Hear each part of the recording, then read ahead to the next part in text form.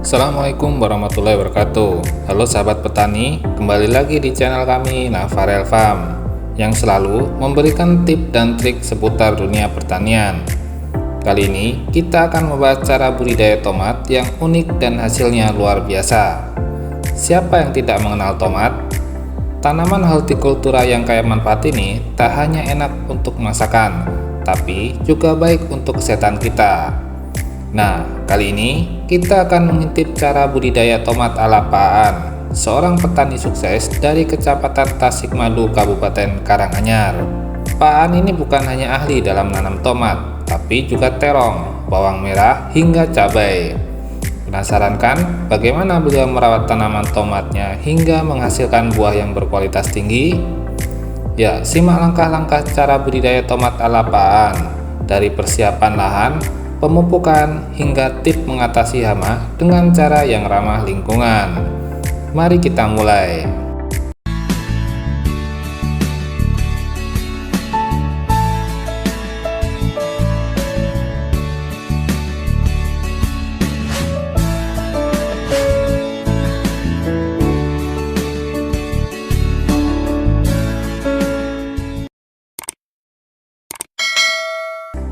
Tomat merupakan salah satu tanaman hortikultura yang memiliki banyak manfaat di dunia perkulineran, mulai dari tambahan bumbu hingga sebagai bahan penghias makanan. Bahkan, tidak sedikit orang yang menjadikan tomat sebagai cemilan. Tomat juga kaya akan nutrisi yang tentu saja memiliki banyak manfaat untuk kesehatan, seperti mampu menjaga kesehatan jantung, mendukung sistem kekebalan tubuh, dan mampu meningkatkan kesehatan mata. Oleh karena itu, tidak heran bahwa market tomat tidak ada matinya. Dengan alasan ini pula, tomat menjadi salah satu komoditas yang menguntungkan. Salah satu petani yang berhasil budidaya tomat dengan cara unik dan hasil istimewa yaitu Pak Aan. Pada musim tanaman kali ini, Pak Aan memilih budidaya tomat varietas Servo F1 yang memang memiliki beberapa kelebihan di antara varietas lain, seperti tahan Gemini virus, bobot per buah 60-70 gram, dengan potensi hasil mencapai 50-60 ton per hektar. Ada yang penasaran dengan cara budidaya tomat Pak Aan? Penanaman tomat kali ini tidak dilakukan di lahan baru, melainkan di lahan bekas budidaya bawang merah dan terong. Perlakuan lahan yang beliau lakukan yaitu dimulai dari pembersihan lahan bekas budidaya terong.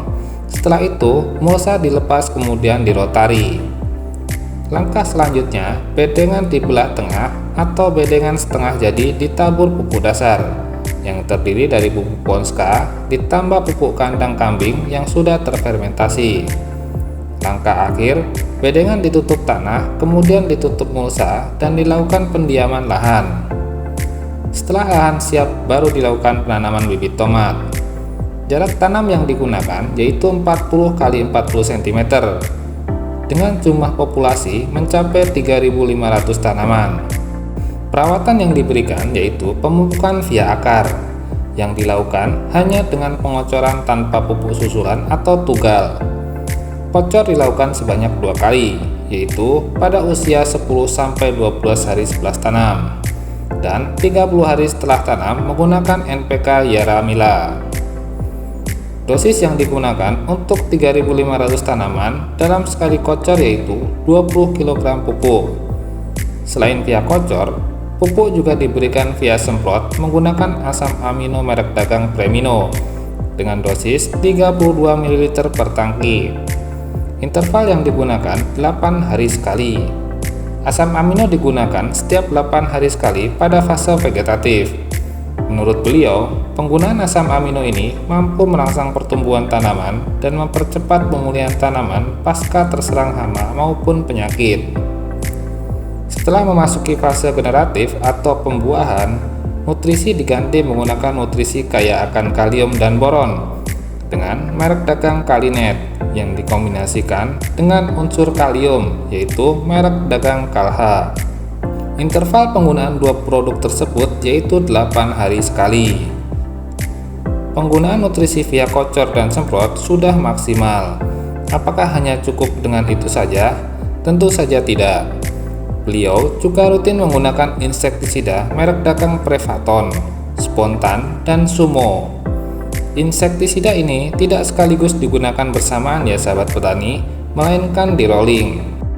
Sedangkan fungisida yang digunakan yaitu rolling antara merek dagang Detan M45 dan Antrakol. Interval penggunaan insektisida dan fungisida yang dilakukan Pak Aan yaitu setiap 4 hari sekali, dengan dosis sesuai anjuran yang ada di dalam kemasan. Selain pemupukan yang terbilang mudah, ada yang menarik loh dari cara budidaya yang dilakukan Pak Aan, yaitu tanpa perempelan tunas air. Tunas air merupakan tunas yang tumbuh dari batang utama tanaman. Terdapat beberapa manfaat perempelan tunas air, salah satunya untuk meningkatkan kualitas dan ukuran buah. Namun, kali ini Pak Aan memilih tidak merempel tunas air tanamannya, dengan alasan tanpa dirempel jumlah buah lebih banyak. Dengan pemberian nutrisi yang tepat, ternyata membuktikan bahwa walaupun tidak dirempel, bunga dan bakal buah tidak rontok. Ukuran buah juga bisa maksimal. Untung yang didapat jelas luar biasa. Tapi ini bukan suatu patokan ya, mau dirempel ataupun tidak, pasti semua ada plus minusnya. Oleh karena itu, disesuaikan juga dengan kemantapan hati dari sahabat petani sendiri. Segala kemudahan dari cara budidaya tomat ala Pak Aan sudah disampaikan. Namun, yang namanya kehidupan pasti ada pahitnya. Kendala yang dihadapi Pak Aan yaitu serangan tikus. Berikut beberapa tips sederhana untuk mengendalikan tikus ala Pak Aan. Tikus tergolong mamalia yang memiliki kemampuan bertahan hidup dan beradaptasi yang baik sehingga seringkali ledakan populasi tikus dalam waktu singkat. Tenang saja, ada cara hemat mengusir tikus tanpa racun yang sudah teruji ala Pak Aan, yaitu dengan mengangkat mulsa dengan ketinggian 10-15 cm, kemudian ditali dengan ajir. Cara ini efektif mengusir tikus karena berdasarkan pengalaman beliau, tikus ini akan bersembunyi dan bersarang di bawah mulsa. Dengan diangkat, tidak ada lagi tempat persembunyian untuk tikus. Cara ini apakah tidak mengganggu pertumbuhan tanaman tomat? Berdasarkan penjelasan beliau, cara ini tidak mempengaruhi pertumbuhan tanaman tomat. Walaupun batang nempel di plastik mulsa, pertumbuhan tetap bisa maksimal. Dari kisah beliau ini membuktikan bahwa cara yang dianggap sepele dan dianggap akan menimbulkan masalah justru menjadi kunci pengendalian yang sederhana dan ramah lingkungan.